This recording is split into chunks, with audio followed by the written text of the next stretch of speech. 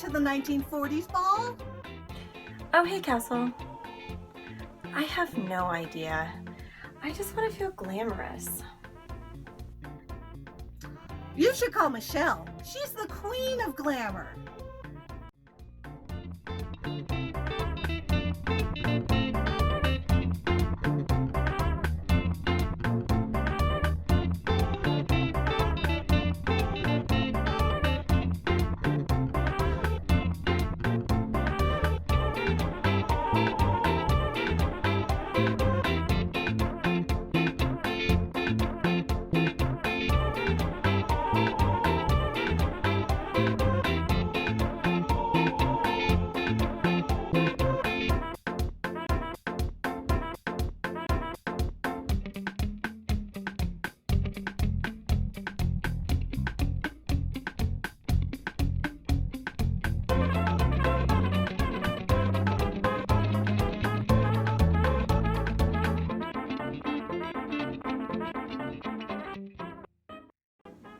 Hey Michelle, it's Mackenzie. I'm trying to get my look together for the 40s ball. Have you thought about what you're going to wear at all? I had just been thinking about that. I'm gonna go search through my closet and see what I can come up with.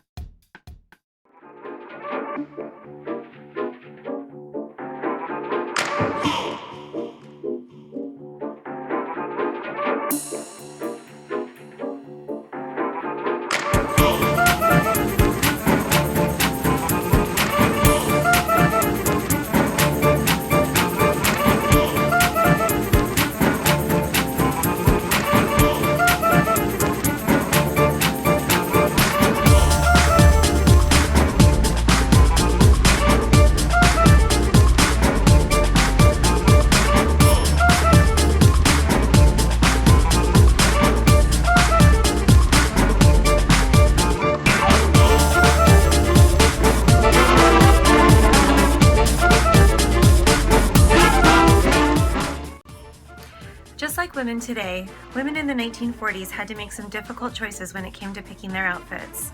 And just like women today, when they dressed up, women in the 1940s wanted to feel glamorous. With fabric restrictions in place, it was difficult to feel glamorous sometimes, and dressing up could be a challenge. But just like modern times, women in the 40s had the ability to shop their closets and see what they could come up with, just like we can today.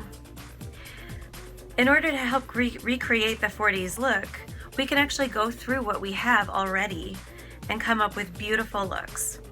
But what is the 40s look exactly, and how can we find those objects in our closet?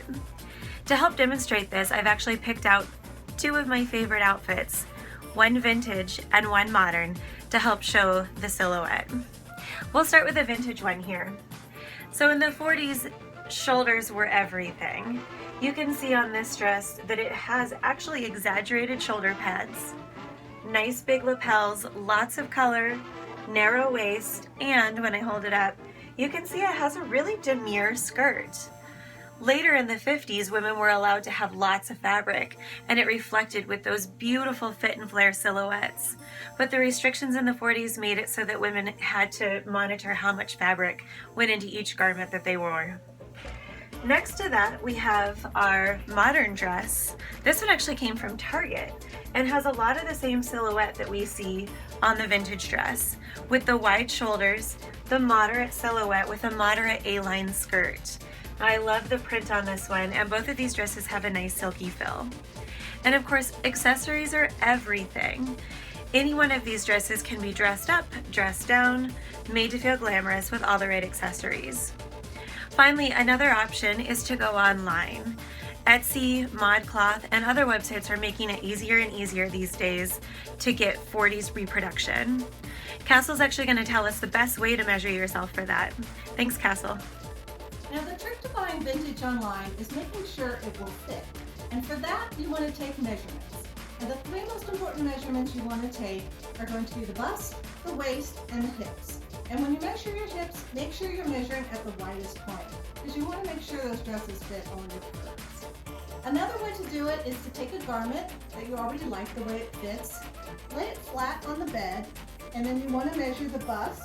You want to go armpit to armpit, then the waist. And for a full or circle swing skirt, it doesn't really matter what the hip measurement is, but for a pencil skirt, again, you want to measure that point that is the widest. Now, some sellers will post that number as the half number that we just took, and some will post the full circumference. So just be aware of what those numbers look like. Now, if you buy a vintage garment and it doesn't quite fit right, it's okay to get it altered. Some vintage purists kind of frown upon that because you're compromising the original integrity of the garment. But if you love it, sometimes you just gotta do it. So with that, happy shopping!